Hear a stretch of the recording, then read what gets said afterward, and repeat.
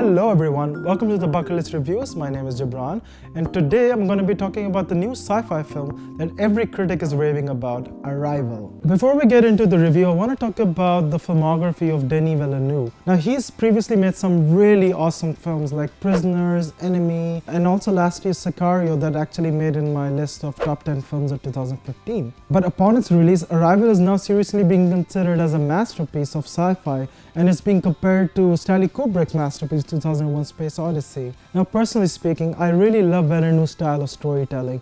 Like, he creates tension but at a very slow pace, and also he creates drama but not at the expense of his characters. And honestly, I feel Villeneuve is one of the most finest filmmakers working in the film business right now. He's working on the upcoming sequel to Blade Runner at the moment. I really feel that he is the perfect choice for that film. If this film has to have a sequel, I think Villeneuve is the best director you can find at the moment. When a mysterious spacecraft lands on Earth, an elite team led by expert linguist Louise Banks, played by Amy Adams, are brought together to investigate. As mankind teeters on the verge of global war, Banks and the team race against time for answers, and to find them, she will take a chance that could threaten her life and quite possibly the fate of humanity. Now, before going into the film, I really had high expectations for this because every critic said that this film is close to be a masterpiece, and I had nothing but high expectations. Considering what Villeneuve has accomplished back in his filmography, I really felt that this could be another one of his masterpieces. And to be honest, it's good. And that's it. It's good. I enjoyed it. It left me thinking a little bit, but that doesn't mean I consider it to be a masterpiece. And before you get your pitchforks ready, let me say a bit more why I think it's not a masterpiece. Arrival creates a very beautiful atmosphere, which is strange and haunting, but somehow also very unique. It's something that I don't think I've ever witnessed in a film before.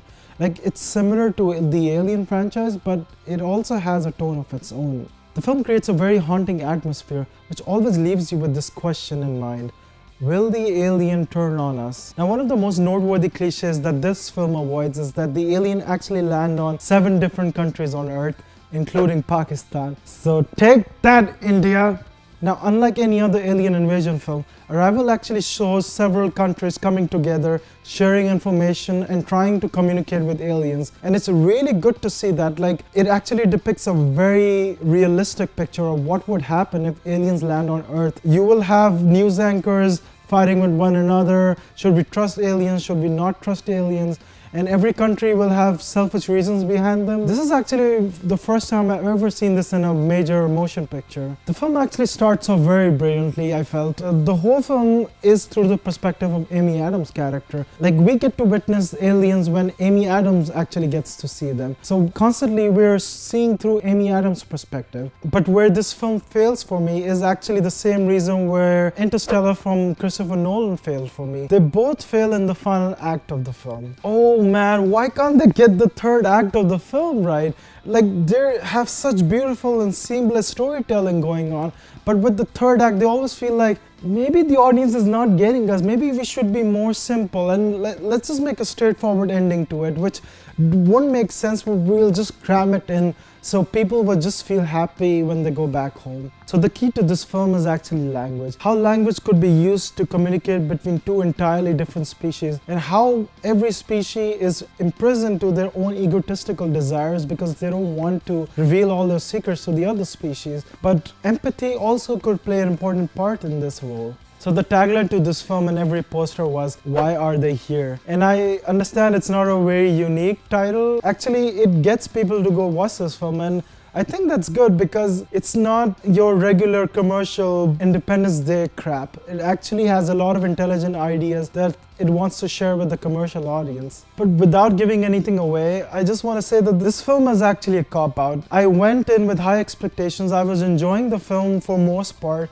but the last act really left me cold, and I just went out of the theater and I went like, is that it? That's why the aliens were here? And I didn't get emotionally involved in the film the way the filmmaker wanted me to. I just left with a feeling like, I like it.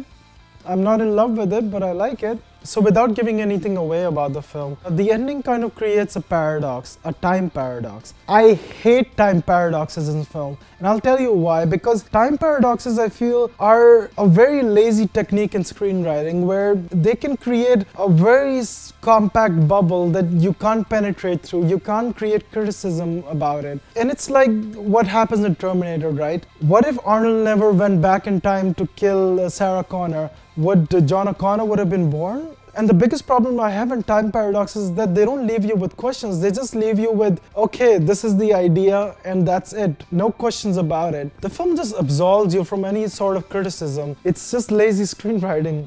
I mean, it just almost feels like the last act of the film just went into an autopilot mode where this very important phone call that Amy Adams makes to someone, which resolves the whole plot of the film. Jeremy Renner's character didn't even need it to be in the film, to be honest. He was just there to make expository dialogue. He was just there to make some quips so the film doesn't get too serious. There's only this one scene in the film where he's actually kind of important. And honestly, it could have been some military guy. It could have been some other scientist. Like, why did it have to be Jeremy Renner's character? Amy Adams' character alone could have been more than enough for this film. Like, we could have explored her character more than going back to Jeremy Renner every time. I mean, it's really unfortunate. I can't explain myself enough without spoiling the film.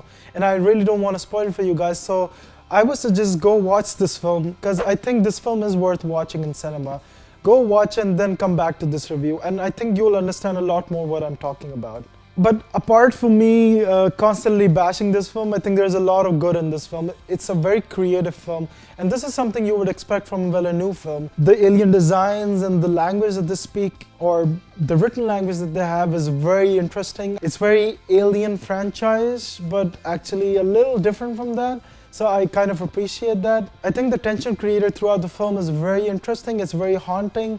I was immersed in the film for the most part. There's a lot of beautiful landscapes shots, and actually it just leaves you with this moment where you just immerse so much into the imagery of the film. In conclusion, I would say that I wasn't emotionally connected to the film, to be honest. Like, Amy Adams' backstory could have been left out. I think it just became more of a hindrance to the story. I would have really loved to see more scenes with the aliens and humans communicating with them.